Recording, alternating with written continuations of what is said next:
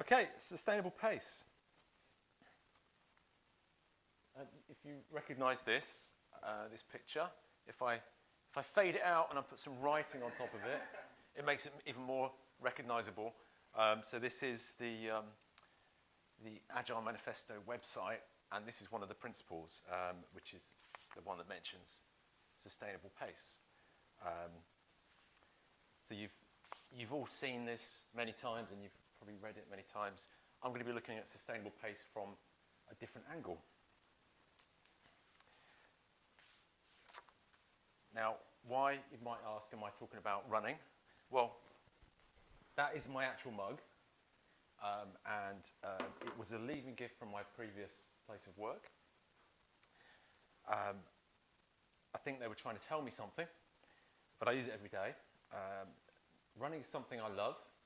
It's a big part of my life, and when I reflected on this recently, I realised that it's taught me quite a lot, particularly about sustainable pace. My running career started a few years ago. I started in 1998, so a bit after this. I started running to get fit. The more I did it, the more I enjoyed it, and the more I enjoyed it, the more I wanted to do it. And I started entering race events, and just local running club ones, and I got some coaching from fellow runners. And it was mainly kind of hardcore training, hardcore sort of intervals and fartleks and hard sessions, quite a lot of mileage.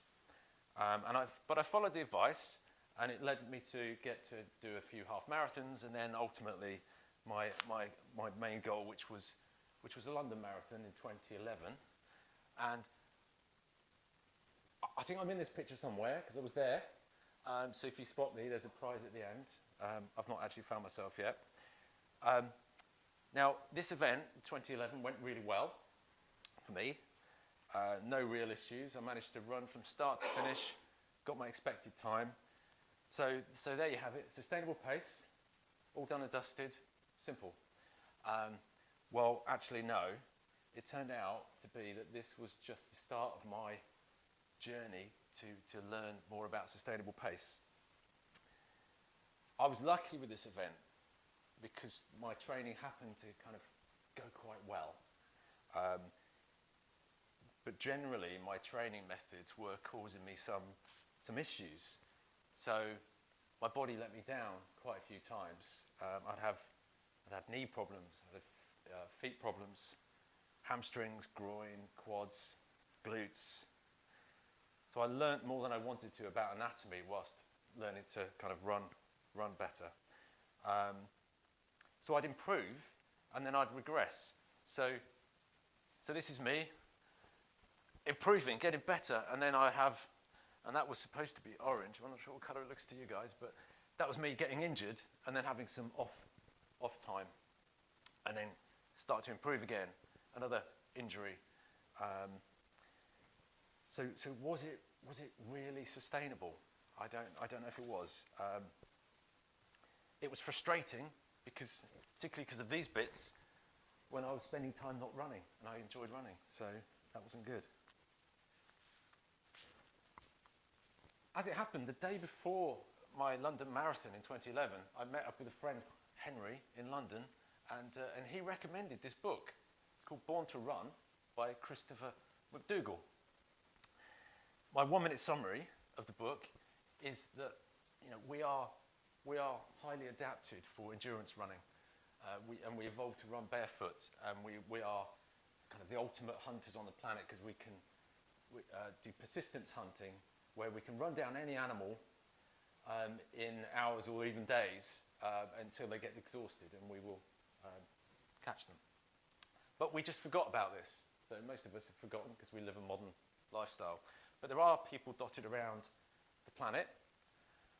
And the Tarahumara in Mexico are one of these people, and they haven't forgotten how to do it. They can run 50, 60, 70 miles a day and not even think twice about it. And one thing that comes across in the book quite a lot is highly cushioned footwear is not the natural way of running. It's not. It recommends a barefoot running style. So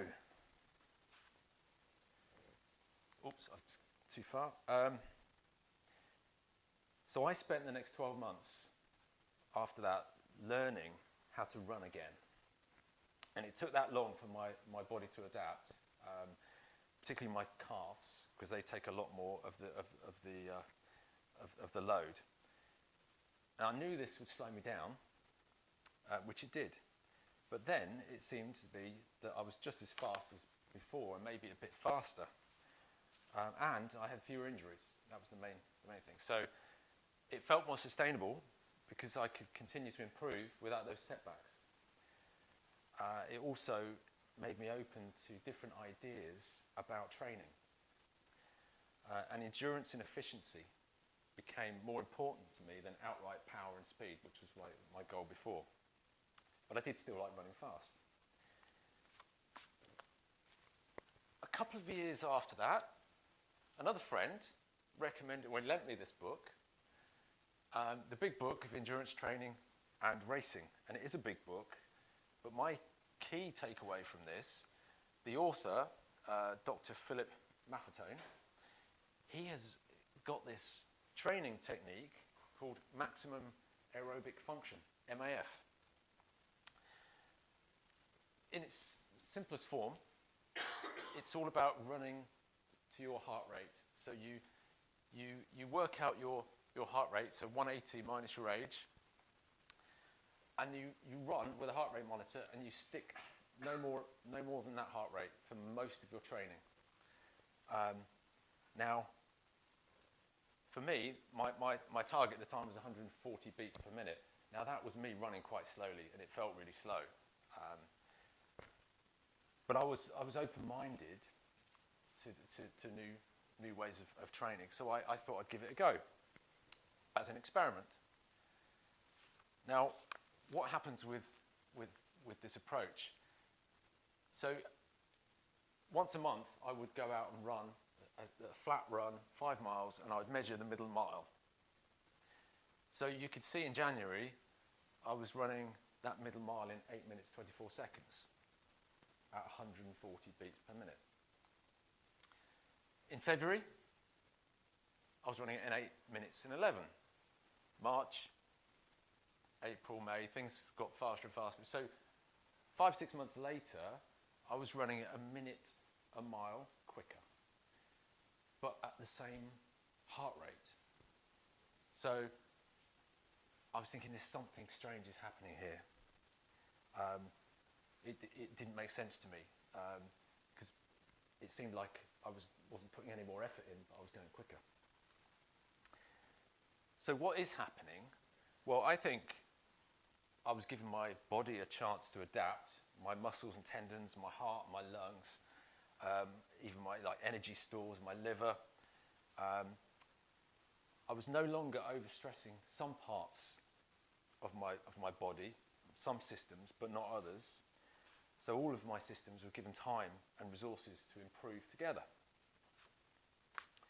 And importantly, the other thing about this technique is it trains your body to run on fat rather than on carbohydrates, and you've got far more fat reserves than you have carbohydrate reserves, which you run out of quite quickly. And it's lower stress on the body, which leads to fewer injuries again, so more consistent training. Because when you're running 140 beats per minute, you're not overloading your knees, you're not overloading any particular part of your body, because you're running within yourself. So I knew this would slow me down, but the results started to come. And counterintuitively, my race pace actually increased over time, despite my training being a lot easier. Now, while all this was going on, there was a parallel thread in my life. I was holding down a job, and I started working with Agile teams around the same time, 2012. And my brief definition of an Agile team is a team containing all people and the skills required to build the right product in the right way. Now, at that time, 2012, I was very naive, and I had a lot to learn about Agile. For example,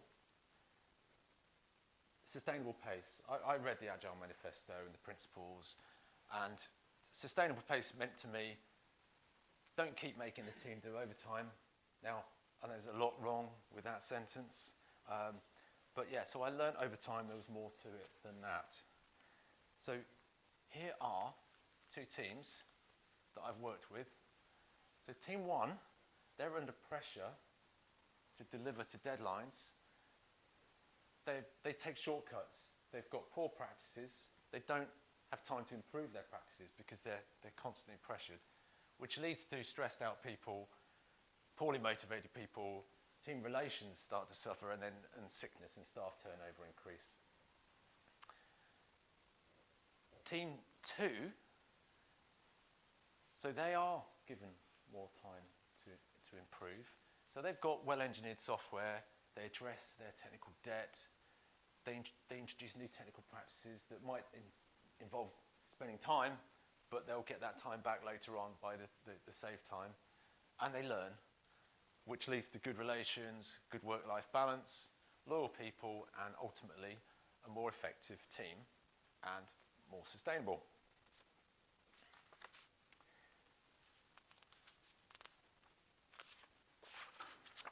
So why did I spend all that time talking about running? Well, I did warn you about the fact that I like talking about running. So I'm going to try and tie the two together. So that's. I was going to say that was me with my shirt off, but I don't think I'll get away with that. So as you can see, I'm only one person. I'm not a team. So how does it relate? Me out running on my own to a team. Now I asked myself the same question when the seed of this talk popped into my head whilst I was on a run, would you believe? And then it occurred to me that actually I'm not alone when I go running. When I run, the whole team goes with me. And if I leave anyone behind, then I'm probably asking for trouble. I take my whole team, so I take my heart and my lungs, my blood, my muscles and tendons, my energy stores, all of that, even my core strength, immune system, they're all part of my team. So when I go running, it's not just me, it's my whole team. So the organism that is me is a team. And the team of my body parts works together and improves together if I train at a sustainable pace.